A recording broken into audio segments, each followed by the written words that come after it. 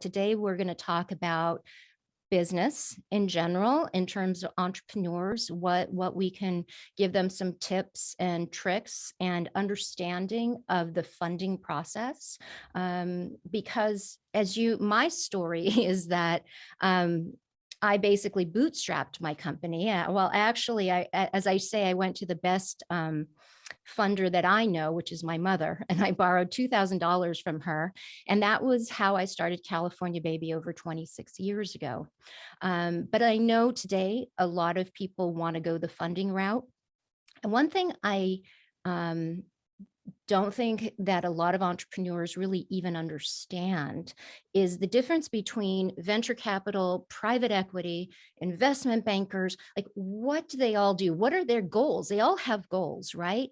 You've been in the, tell me a little bit about Sure, your absolutely. experience. I've been in all three of those different kind of categories or segments of the finance world. And let me, as best I can, describe them for people, because they are kind of conflated together frequently, and people don't understand the nuances and distinctions. So I'll start with investment banking. So investment banking is what you traditionally think about when people talk about Wall Street. And what that means is investment bankers, and I had started the investment banking operation of Houlihan Lokey. In that context, you're agents, which means generally the product areas that you're going to be involved in include merger and acquisition advisory, which means, to the extent, Jessica, you wanted to sell your company, you would hire an investment banker to represent you in the sale of that company. That investment banker would put together a comprehensive document articulating the different strategies, business lines, competition, your marketing. Like a package. They would package us. They would package you up.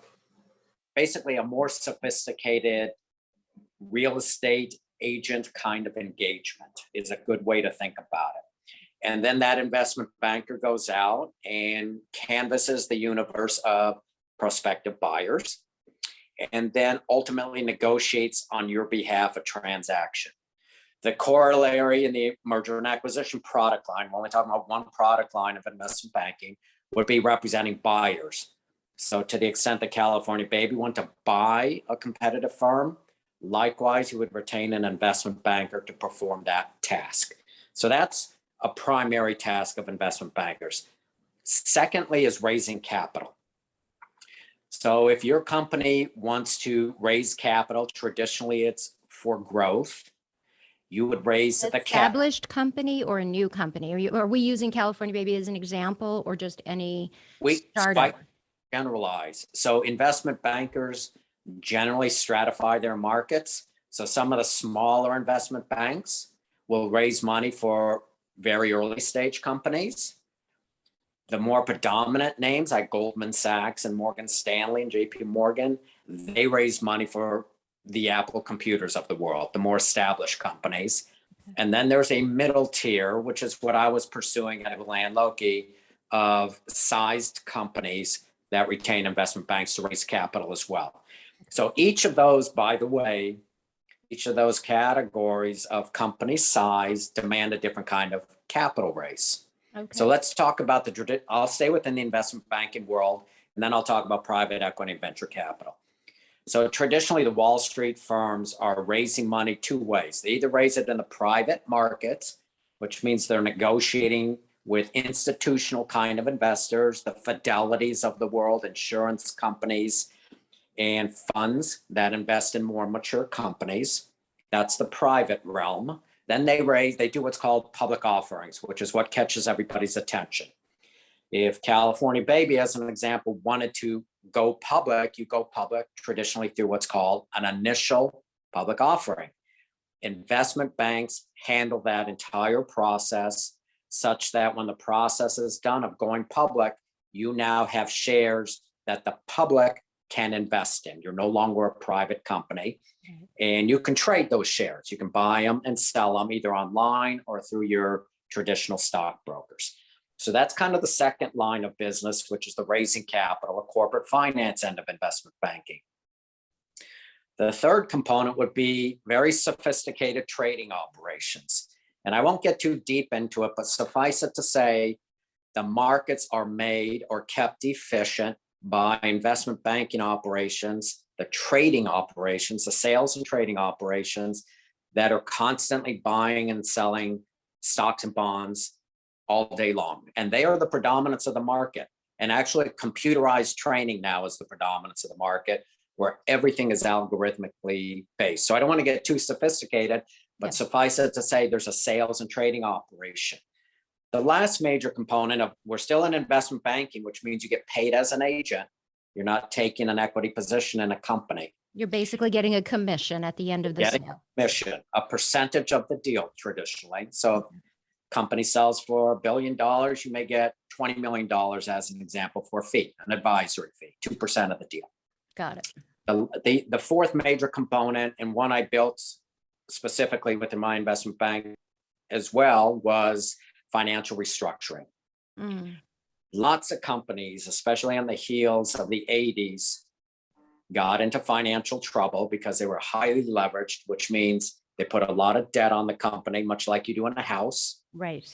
And they didn't have adequate cash flow to service the debt, and they went into Chapter 11.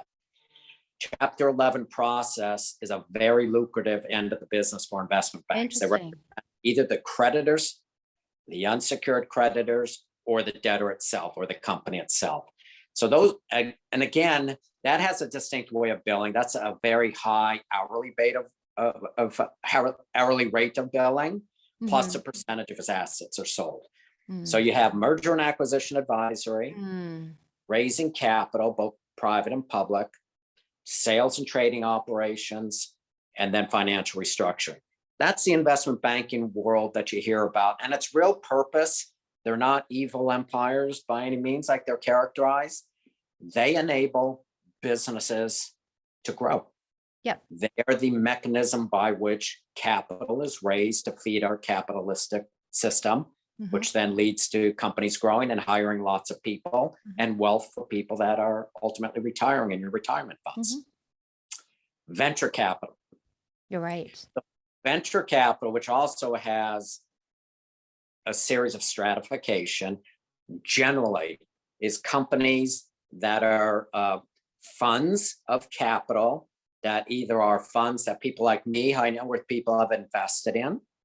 They're called blind pools of capital. It's like filling up this cup with money, and I don't know what it's going to be invested in. And then professional managers of that money go out and seek companies that want investment capital for growth. They're generally early stage companies to companies that aren't public yet. That's the venture capital kind of stratification. High risk, high risk. So what happens is, as pertains in all financial markets and otherwise, the earlier stage companies are the highest risk. The later stage, which is right before you go public and generally have significant sales and profitability, are lower risk. And that's why I said some funds like me, I only do very early stage companies. I want to invest at the highest end of the risk spectrum because that's where the greatest return potential exists. It's also where the most failures are, but hopefully you're more than compensated by the winners in your portfolio.